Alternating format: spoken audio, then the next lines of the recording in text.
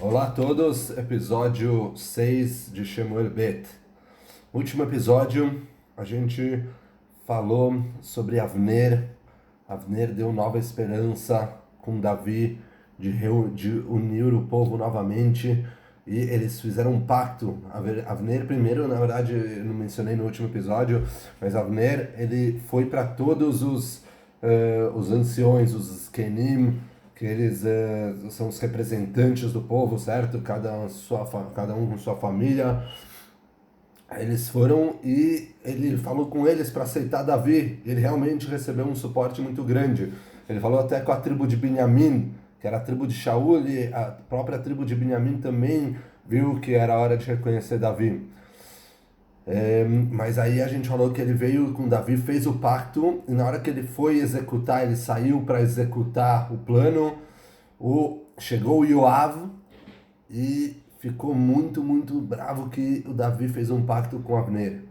Certo? Primeiro ele critica Davi, Davi não fala nada para ele, não responde nada, mas ele critica Davi. Como você faz com ele? Ele vai querer pegar o reinado de você, Davi.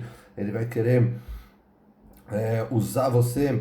Ele é o nosso inimigo. E aí o Davi não responde nada e o Avner vai por conta própria, sem o Davi saber, e o Avner manda mensageiros para chamar Avner de volta para Hebron. E Avner ainda estava nas proximidades, estava no norte de Hebron, eh, um pouco para o norte de Hebron, e os mensageiros chegam e falam: estão te chamando de volta para a capital, para Hebron.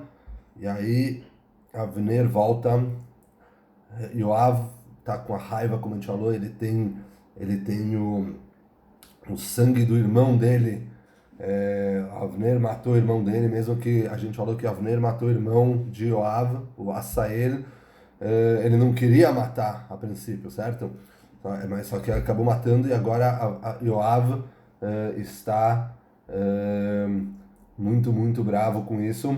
E ele chama Avner e fala: Avner, eu preciso te falar uma coisa aqui. O Avner vai tranquilamente, achando que já fez o pacto com Davi. Obviamente o general do Davi está tranquilo, está a par e está em linha com o pacto que eu fiz com Davi, com o rei Davi. E aí o Yoav leva ele para uma sala e pega uma espada e enfia na barriga de Avner, no Homesh, entre as costelas, um local onde é uma ferida mortal, e é exatamente o mesmo local, para não deixar nenhuma sombra de dúvidas, esse é o mesmo local exatamente onde Avner enfiou a espada quando matou Asael. Então, ele matou da mesma maneira, obviamente, para vingar o sangue de seu irmão, ou seja, ele botou as questões próprias dele acima das questões nacionais, né? Mesmo sabendo que o Davi, isso era um projeto nacional, de união nacional, o Yoav foi lá e botou as prioridades dele acima, e aí logo a notícia começa a se espalhar, chega em Davi, Davi fica sabendo que o Avner foi morto, ele fica totalmente desesperado, Davi. Davi finalmente tinha conseguido uma maneira para unir o povo e agora tá jeopardized, não é mais tão claro que ele vai conseguir isso, certo? O Yoav acabou de possivelmente destruir a oportunidade de unificar o povo. E aí o Davi, ele na hora começa a agir e toma quatro ações fortes. Em primeiro lugar, ele vai contra Yoav, ele fala para Yoav, ele dá uma clalá para Yoav, ele dá uma maldição para Yoav, uma maldição pesada para Yoav, que você vai ter os teus filhos e netos vão ser aleijados e tudo quanto é coisas muito pesadas. É, uma maldição pesadíssima.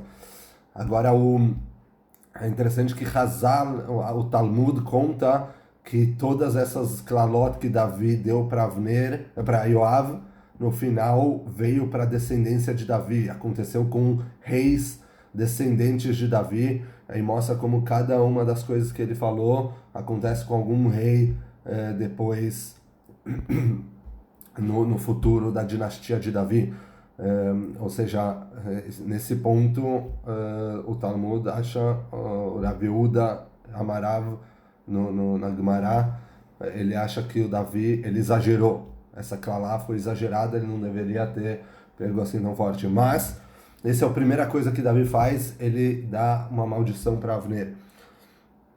Segundo lugar, ele ele faz uma um grande funeral, um esped muito grande para Avner, uma coisa nacional, não uma coisa simples. Normalmente um rei não participa de um esped, de um enterro de uma pessoa, nem pode pela Allahá um rei participar porque é visto como degradante para o rei, é uma coisa que degrada a visão do rei.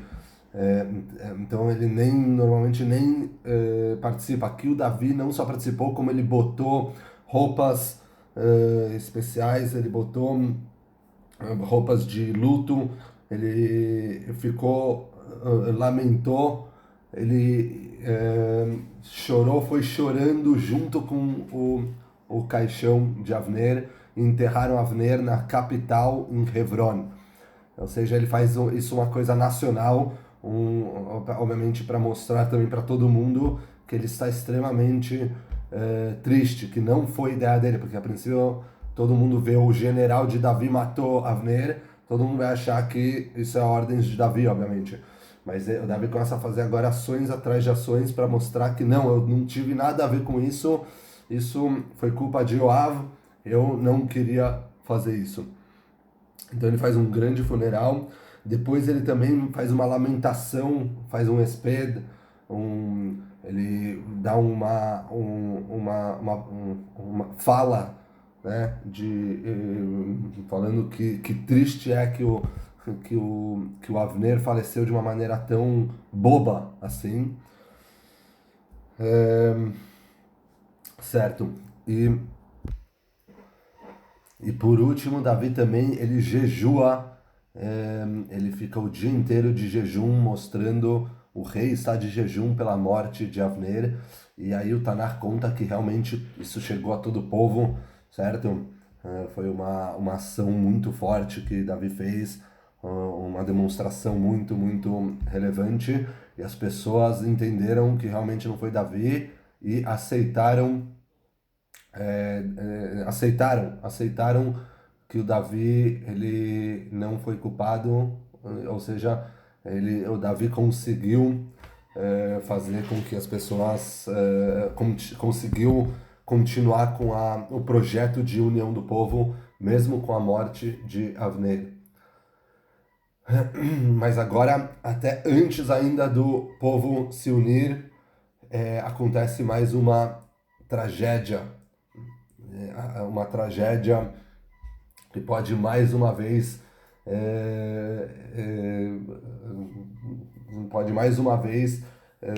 criar uma separação entre o povo, de novo. Certo? É muito fácil separar, o difícil é unir. Separar é muito fácil. Então, o que acontece? Tinham duas pessoas dois Beerotim, duas pessoas de Beerot, da cidade de Beerot, que se chamavam, o nome deles eram Rehav e Baaná. Duas pessoas de Beerot que eles eram um pouco contra Shaul, pelo jeito.